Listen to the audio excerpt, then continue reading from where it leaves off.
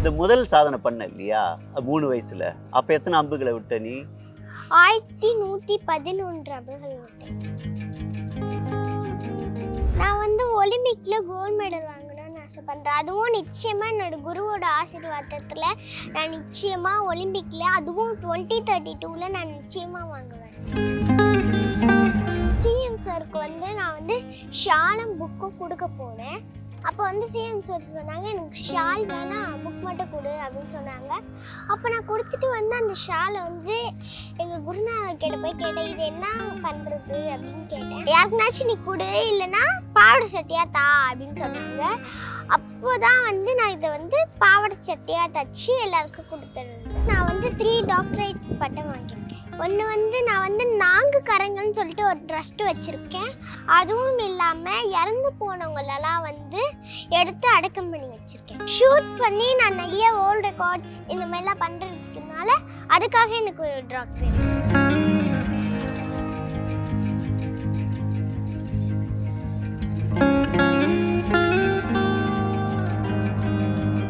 Wow Tamil நேயர்களுக்கு வணக்கம். தமிழகத்தின் பாரம்பரிய கலைகளில் ஒன்று வில்வித்தை.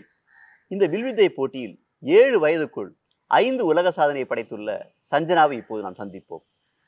வணக்கம். உன் முழு பேரே சஞ்சனா தானாம்மா? என் பேர் ஹூ டாக்டர் யூபி சஞ்சனா. அது என்ன ஹூ? ஹூ என்னது? HU for human ultimate. Human அல்டிமேட்டா? அது எதனால அந்த ஹியூமன் அல்டிமேட்னு போடுறீங்க? எங்க குருவோட நேம்ல ஹூ அப்படின்னு தான் எங்கள் கிளாஸில் இருக்க எல்லாருமே சொல்லுவாங்க. அப்படி அதுக்கு என்ன அர்த்தம்னா ஹூ ஃபார் ஹியூமன் அல்டிமேட். குருவோட பேர் என்னது? டாக்டர் ஷியான் உசனி ஹூ. ஓகே. அப்புறம் மற்ற இதுக்கெல்லாம் என்ன காரணம்? என்ன பேர் காரணம்? டாக்டர் எதுக்குன்னா நான் 3 டாக்டரேட்ஸ் பட்டம் வாங்கியிருக்கேன். 7 வயசுலேயும் 3 டாக்டரேட் வாங்கியிருக்கீங்களா? எதுக்கெல்லாம் வாங்கியிருக்கீங்க? ஒன்று நான் 4 கரங்கள்னு சொல்லிட்டு ஒரு ட்ரஸ்ட் வச்சுருக்கேன். அதில் எனக்கு கிடைக்கிற, நான் சீஃப் கெஸ்ட்டாக போகும்போது எனக்கு நிறைய பேர் ஷால்ஸ்லாம் தருவாங்க ஸ்கூலில். அந்த ஷால்ஸ் எல்லாம் வச்சு நான் எல்லாருக்கும் பாவாடை சட்டையாக தச்சு தந்திருக்கேன். அதுவும் இல்லாமல் இறந்து போனவங்களெல்லாம் எடுத்து அடக்கம் பண்ணி வச்சுருக்கேன். அதுக்காக டாக்டர் பட்டமா? 3 டாக்டர் பட்டம் அதுக்காகவா? 2 டாக்டர் பட்டம் அதுக்காக. இன்னொரு டாக்டர் பட்டம் எதுக்காக வாங்கியிருக்க? இந்த ஷூட் பண்ணி நான் நிறைய வேர்ல்ட் ரெக்கார்ட்ஸ் இந்த மாதிரிலாம் பண்ணுறதுனால அதுக்காக எனக்கு ஒரு டாக்டரேட். உனக்கு வில்வித்தையில் இன்ட்ரெஸ்ட் இருக்குன்னு எப்போ தெரிஞ்சுது? அது என் பர்த்டேக்கு எங்கள் டேடியோட ஃப்ரெண்டு ஒரு பிளாஸ்டிக் போ வாங்கி தந்தாங்க. அதை வச்சுக்கிட்டே தூங்குவேன், அதை வச்சுக்கிட்டே சாப்பிடுவேன், அதை வச்சுட்டே விளையாடுவேன். அப்போ ஒரு நாள் டேடியும் மம்மியும் அதை உடைச்சிட்டாங்க. உடைச்சதுக்கப்புறம் டேடி அந்த கடைக்கு கூட்டிகிட்டு போவாங்க. ஆனால் அதை மட்டும் வாங்கி தர மாட்டாங்க. என்னாச்சும் ஒரு ரீசன் சொல்லுவோம், கலர் சரியா இல்லை, பர்ஸ் கொண்டு வரல, அந்த மாதிரி என்னாச்சும் சொல்லிக்கிட்டே இருப்பாங்க. அப்போ ஒரு நாள் டேடி அந்த அந்த போவை என்கிட்ட கொடுத்துட்டு ஒரு ரூமில் வச்சு சாதிட்டாங்க. அப்போது ஜன்னல் வழியாக பார்த்தாங்க. அப்போ நான் பேப்பரால் ஒட்டுறது, துணியால் ஒட்டுறது அந்த மாதிரி பண்ணிக்கிட்டு இருக்கும் போது தான் தெரிஞ்சிச்சு. அதுக்கப்புறம் நிறைய பேர்கிட்ட போகும்போது வேண்டாம் அப்படின்னு சொன்னாங்க. அப்போது நெஸ்ட்டில் சோஸ் பண்ணி பார்க்கும்போது டாக்டர் ஷியான் உசனி ஹூ அப்படின்னு இருந்துச்சு. அங்கே போன உடனே அவங்க சொன்னாங்க, உங்கள் கண்ணில் ஒரு வெறி தெரியுது, இவர் நிச்சயமாக நிறைய வேர்ல்ட் ரெக்கார்ட்ஸ், நிறைய மெடல்ஸ்லாம் வாங்குவான்னு சொன்னாங்க. எத்தனை வயசுலேருந்து அவர்கிட்ட ட்ரைனிங் எடுத்துக்கிற? 2.5. இதை தூக்குறதே ரொம்ப கஷ்டமா இருக்குமே இந்த பில்லெல்லாம், நீ எப்படி தூக்குற? எனக்கு ஈஸியாக தான் இருந்துச்சு. எப்பவுமே எங்கள் குருநாதர் என் கூட இருக்கும்போது எனக்கு எல்லாமே ஈஸியாக தான் இருக்கும். இந்த முதல் சாதனை பண்ண இல்லையா 3 வயசுல, அப்போ எத்தனை அம்புகளை விட்ட நீ? 1111 அம்புகள் விட்டேன். அப்போ கை வலிக்கலையா? தொடர்ந்து இது பண்ணிட்டே இருக்கும்போது கை வலிக்கலையா? எனக்கு கை வலிக்கல. அதுக்கப்புறம் என்ன சாதனை பண்ணியிருக்க நீ? அதுக்கப்புறம் செகண்ட் வேர்ல்ட் ரெக்கார்ட் எல்லாரும் ஒரு போல தான் ஷூட் பண்ணுவாங்க. ஆனால் நான் ஸ்டேட் மீட்டில் 3 போலையும் பார்ட்டிசிபேட் பண்ணி, ஒரே நிமிஷத்தில் 3 போலையும் பார்ட்டிசிபேட் பண்ணி 3 போலையும் கோல்டு மெடல்ஸ் வாங்கியிருக்கேன். அது செகண்ட் சாதனை. தேர்டு கண்ணை கட்டிக்கிட்டு அடிச்சிருக்கேன். ஏன்னா கண்ணை தெரியாதவங்க கூட இதுல பண்ணலாம்னு சொல்லிட்டு நான் கண்ணை கட்டிக்கிட்டு அடிச்சிருக்கேன். கண்ணை கட்டிட்டு எப்படி அடிப்ப நீ? அது எதை வச்சு நீ இது பண்ணுவ? சத்தம் ஏதாவது கொடுப்பாங்களா? அதுல சத்தெல்லாம் கொடுக்க மாட்டாங்க. கையை டெக்னிக்கை வச்சுதான் அதை பண்ண முடியும். சரி, அடுத்த சாதனை இருக்கு பண்ண. அதுக்கு அடுத்தது வந்து தலைகீழ தொங்கிக்கிட்டு பண்ணேன். ஓ, தலைகீழா தொங்கிட்டே தலைகீழா நின்று ஷூட் பண்ண. ஓ, 5th வேர்ல்ட் ரெக்கார்டு வந்து ஆணி மேலே நின்றுக்கிட்டு மேலே சுத்துற கொரண்டை பொம்மையில கீழே இருக்கிற தண்ணியில பார்த்து மேலே சுத்துற கொரண்டை பொம்மையில அடிச்சேன். நீ கால் கால் செருப்படாம நின்னி ஆணி மேல, வலிக்கலையா அது? வலிக்கல. இன்னும் உனக்கு ஆசை என்ன? இந்த ஆர்ச்சரியில என்ன பண்ணணும்னு ஆசைப்படுற நீ? நான் வந்து ஒலிம்பிக்ல கோல்ட் மெடல் வாங்கணும்னு ஆசைப்படுறேன். அதுவும் நிச்சயமா என்னோட குருவோட ஆசீர்வாதத்துல நான் நிச்சயமா ஒலிம்பிக்ல, அதுவும் 2032ல நான் நிச்சயமா வாங்குவேன். ஓ, உன்னோட டார்கெட் வந்து 2032வா? அப்ப 2032 ஒலிம்பிக்னாக்கா இப்பவே நீ ஒவ்வொரு ஸ்டெப் பை ஸ்டெப்பா ஜெயிச்சுட்டு வரணும் இல்லையா? அதுக்கான முயற்சி எல்லாம் பண்ணிட்டு இருக்கியா? பண்ணிட்டு தான் இருக்கேன். இப்ப நல்லா தானே விட்டு, அப்புறம் ஏன் 2032 வரைக்கும் வெயிட் பண்ற? அடுத்ததுலயோ இல்ல அதுக்கு அடுத்த ஒலிம்பிக்ஸ்லயோ போயிடலாமே நீ? அடுத்த ஒலிம்பிக்ஸ்லயே போயிடலாமே நீ? அதுக்கு அடுத்தது போக முடியாது. அந்த மாதிரி ஏன் வயசு ஏதாவது சொல்லியிருக்காங்களா இத்தனை வயசுல தான் கலந்துக்கணும்ட்டு? சரி, இதனால உனக்கு படிப்பு பாதிக்காதா? நீ ஸ்கூலுக்கு எப்படி போற? அது கஷ்டமா இல்லையா? ஸ்கூலுக்கு வந்து நான் வந்து டெய்லியும் காலையில 5 o'clockலாம் வந்து அங்க போய் ஸ்ட்ரெயிட்டா இருக்கணும். ஒரு நிமிஷம் லேட் ஆனா கூட திட்டுவாங்க. அதனால டெய்லியும் காலையில 4 o'clockல எழுந்து நாங்க போயிடுவேன்.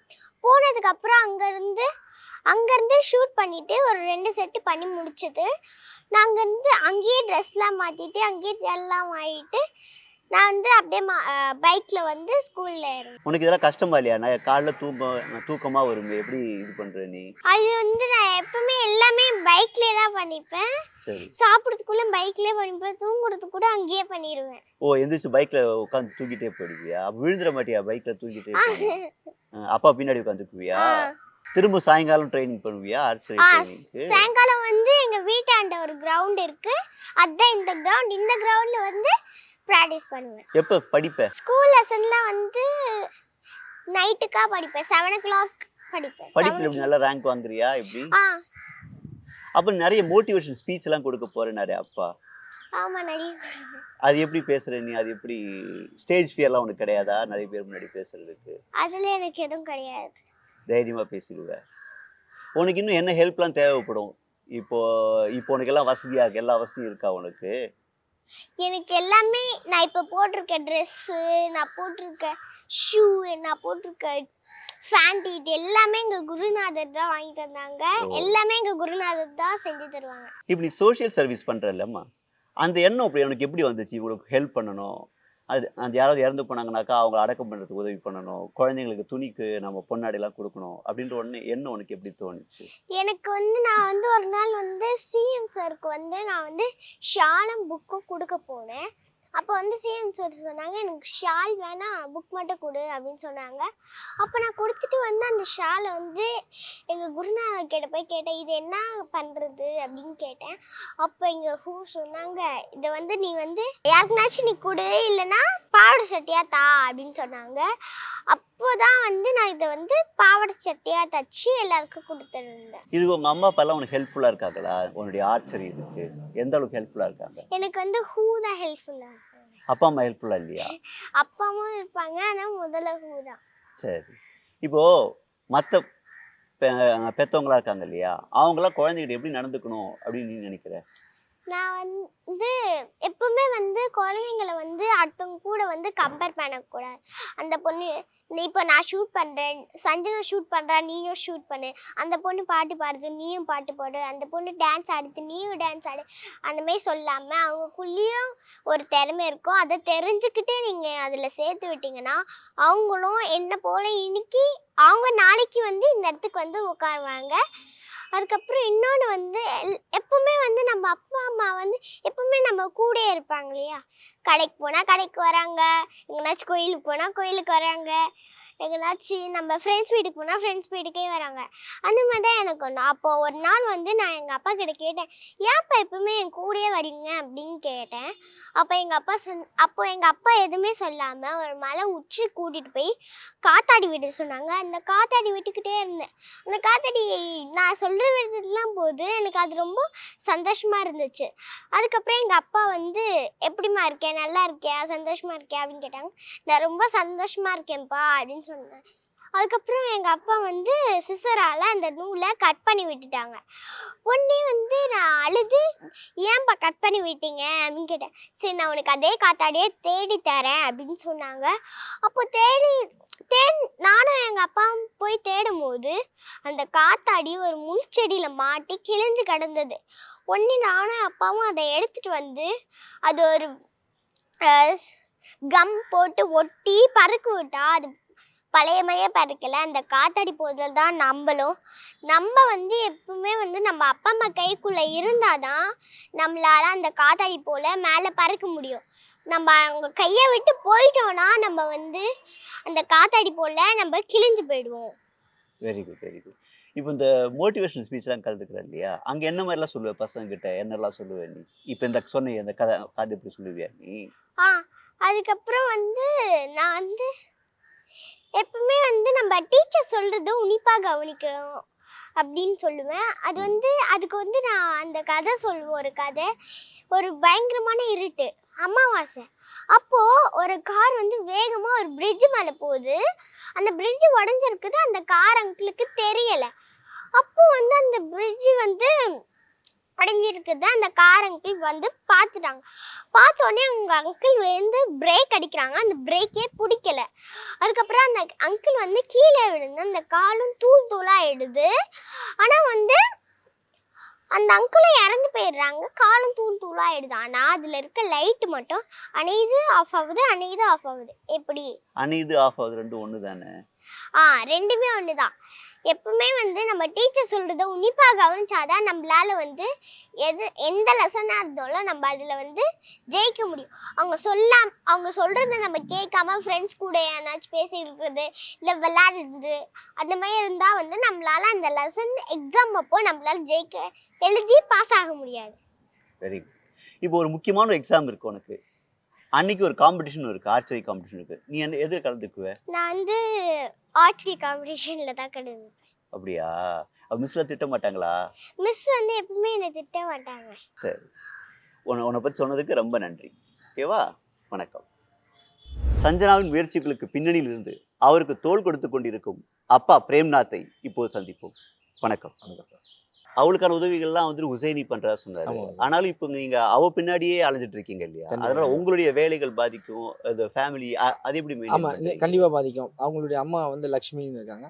அவங்க வந்து ஒரு ப்ரைவேட் ஹாஸ்பிட்டலில் நர்ஸாக ஒர்க் பண்ணிகிட்டு இருந்தாங்க. பாப்பாவுடைய முதல் உலக சாதனை முடிஞ்ச உடனே அவங்க தன்னுடைய பணியை வந்து ரிசைன் பண்ணிட்டாங்க. பாப்பாவை வந்து இந்த ஃப்யூச்சர் இதுதான் அப்படின்னு கொண்டு போகணும்.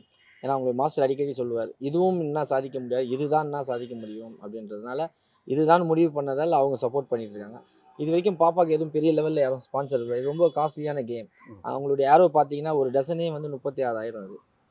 பட்டேலாலேருந்து தான் வருது. இது வரைக்கும் அவங்களுக்கு வந்து மாஸ்டரே பார்த்தீங்கன்னா எப்படியும் ஒரு 10 டசன் மேலே வாங்கி கொடுத்துருக்காரு. ஃபஸ்ட்டு அவங்களுக்கு வந்து இப்போ நம்மளுடைய சிஎம் வந்து இப்போ லாஸ்ட் இயர் டிசம்பரில் ஒரு போ வாங்கி கொடுத்தாங்க 50,000. அதுதான் அவளுக்கு ஃபஸ்ட்டு கிடைச்ச ஸ்பான்சர் இந்த ஆர்ச்சரியில்.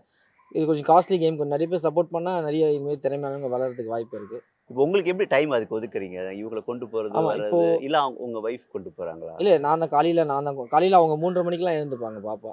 சரி. 3:30 மணிக்கு எழுந்துட்டு அவங்க ஃப்ரெஷ்அப் ஆகிட்டு எங்களை எழுப்புவாங்க. அதுக்கப்புறம் நாங்கள் 2 பேரும் எழுப்பி இங்கேருந்து ஒரு 4:10 4:20 இங்கேருந்து கிளம்பிடுவோம். வண்ணாரப்பேட்டையிலேருந்து. இங்கேருந்து கிளம்பி அடையாருக்கு நாங்கள் 5 மணிக்கு போயிட்டு முடிச்சுட்டு இவங்க ஸ்கூலில் விட்டு நான் அப்படியே ஆஃபீஸ் கண்டினியூ பண்ணுவேன்.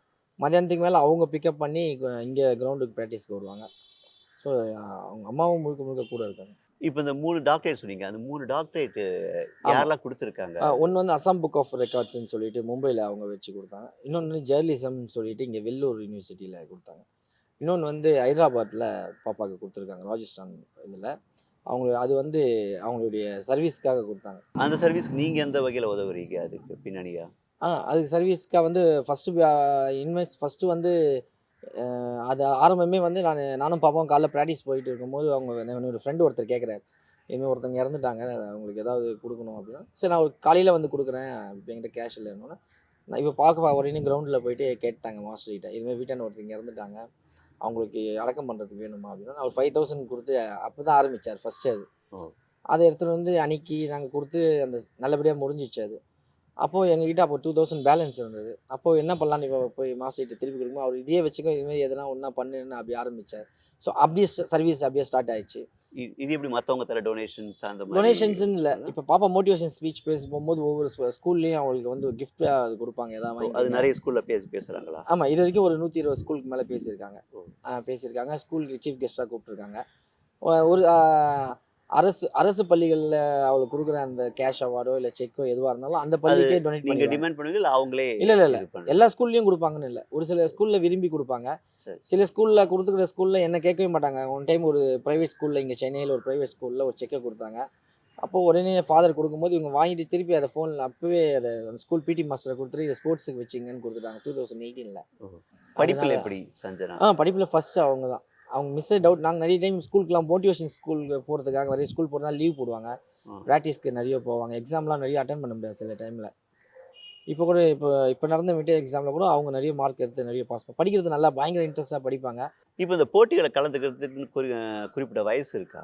ஆமாம், ஒலிம்பிக்ஸ்க்கோ ஏஷியாடுக்கோ? ஆமாம் கண்டிப்பாக இருக்குது. அவங்க 16 இயர்ஸ் மேலே தான் அவங்க வந்து ஒலிம்பிக்லாம் ரீச் பண்ண முடியும். மற்ற நேஷனல் கேம்ஸ் அப்படி கிடையாது. இப்போ என்னென்னா, இப்போ பாப்பா பார்த்தீங்கன்னா Under 9 கேட்டகரியில் இருக்காங்க. ஸோ இந்த Under 9 கேட்டகரி மீட்டர்ஸ் பார்த்தீங்கன்னா 10 to 15 மீட்டர்ஸ் மட்டும்தான். அதனால் ரீகவுக்குலாம் 10 to 15 தான். Under 9க்கு மேலே போகும்போது அவங்களுக்கு மீட்டர்ஸ் 50 மீட்டர்ஸாக போயிடுது. ஸோ Under 9லேருந்து 14 வயசு வரைக்கும், அவங்க 14 வயசு வரைக்கும் அவங்க 15 மீட்டர்ஸ் தான் போவாங்க. அதுக்கு மேலே 70. அதுக்கப்புறம் அந்த ஏஜ் லிமிட் வந்துடும். இப்போ ஆர்ச்சரி தவிர வேறு எதில் இன்ட்ரெஸ்ட் இருக்குது சஞ்சனாவுக்கு? சஞ்சனாவுக்கு பாக்ஸிங் தான் ரொம்ப பிடிக்கும்னு சொல்லுவாள் அடிக்கடிக்கு. அது எதுக்குன்னா, அது சொல்லுவா, அது பாக்ஸிங் ஏன் பிடிக்கும்னா, பாக்ஸிங்கில் வந்து அடிபட்டு கீழே விழுந்தால் தோத்துட்டோன்னு அர்த்தம் இல்லை டாடி, எழுந்து நிற்கலன்னா தான் தோத்துட்டாங்கன்னு அர்த்தம். அதனால் எனக்கு அது பாக்ஸிங் எனக்கு ரொம்ப பிடிக்கும். எத்தனை தடவை கீழே விழுந்தாலும் எழுந்து நிற்கிற ஒரு கேம் அது, அதனால் அது ரொம்ப பிடிக்கும் அப்படின்னு சொல்லுவாங்க. உங்கள் லட்சியம் இப்போதைக்கு ஒலிம்பிக்கில் எப்படியாவது உங்கள் டாக்டர்? ஆமாம் இப்போ ஸ்டெப் பை ஸ்டெப்பாக இப்போ ஸ்டேட்டில் பார்த்தீங்கன்னா பாப்பா நிறைய 11 கோல்டு மெடல் வச்சுருக்காங்க, 2 சில்வர் 1 பிரான்ஸ் வச்சுருக்காங்க. இப்போ அடுத்த இலக்கு வந்து நேஷ்னல், அதுக்கப்புறம் கேலோ இந்தியா, அப்படியே ஸ்டெப் பை ஸ்டெப்பையாக. ஆனால் இப்போ அந்த எய்ம், எங்களுடைய கடைசி அந்த இது வந்து நம்மளுடைய நாட்டுக்காக நம்ம வாங்குற அந்த தங்கம், அதை நோக்கி தான் போய்கிட்டு இருக்கு இந்த பயணம். உங்கள் கனவு நிறைவேற வாழ்த்துக்கள். நன்றி, தேங்க்யூ.